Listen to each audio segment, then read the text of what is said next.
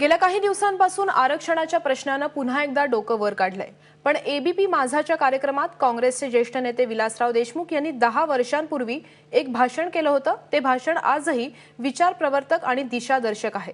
सध्या देशमुखांच्या भाषणाची ही क्लिप सोशल मीडियावर व्हायरल होतीये। पाहूयात माझाच्या कार्यक्रमात काय बोलले होते विलासराव देशमुख। आज रिझर्वेशनची चर्चा मुंडे साहेब आपण केली।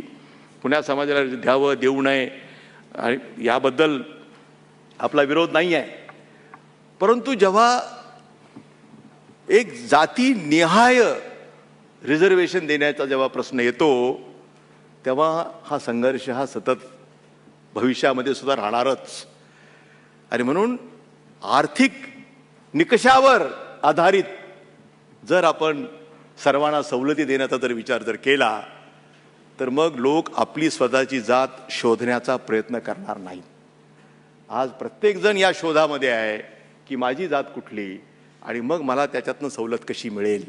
आणि हा जो संघर्ष जो निर्माण जो होतोय तो जर टाळायचा असेल तर मला असं वाटतं की आर्थिक निकषावरच भविष्यामध्ये हा विचार केवळ एका राजकीय पक्षाला करून चालणार नाही।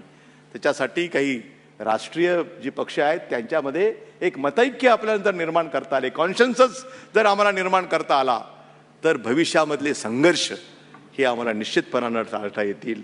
आता ओबीसीची जर सवलत मिळणार असेल तर ती सवलत जरूर मिळाली पाहिजे, परंतु ती गोपीनाथराव मुंडे तुम्हाला मिळून काही उपयोग नाही आणि गरजही नाही। सांगायचा उद्देश माझा हा आहे, ह्याचा अर्थ असा की आर्थिक निकषामध्ये तुम्ही ओबीसी जरी असलात तरी ते वर आहात, म्हणजे तुम्हाला त्याची आवश्यकता नाही आहे। परंतु हा जर जनरल जर विचार जर आम्ही केला तेच म्हटलो मी।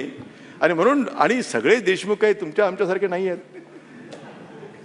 अनेक देशमुख रोजगार हमीच्या कामावर आहेत, त्याचा विचार तुम्हाला करावा लागेल की नाही केवळ तो देशमुख आहे म्हणून त्याच्यावर अन्याय करणार का आपण, हा खरा त्यातला प्रश्न आहे। सुदैवानं महाराष्ट्राच्या थोर परंपरा आहेत।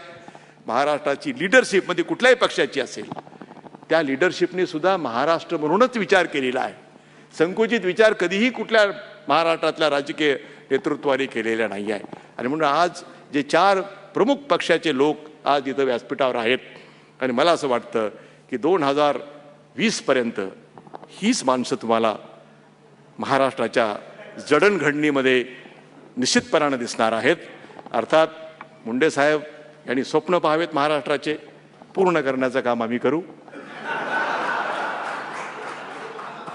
तुम्ही दिशा द्या, मार्गदर्शन करा, इम्प्लिमेंट करण्याचं काम हे आम्ही आणि आर पाटील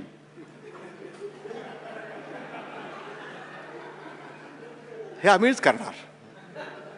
देशामध्ये शेवटी तुम्ही आणि आम्हीच आहोत देशामध्ये, पण इथं आपण चौघे आहोत।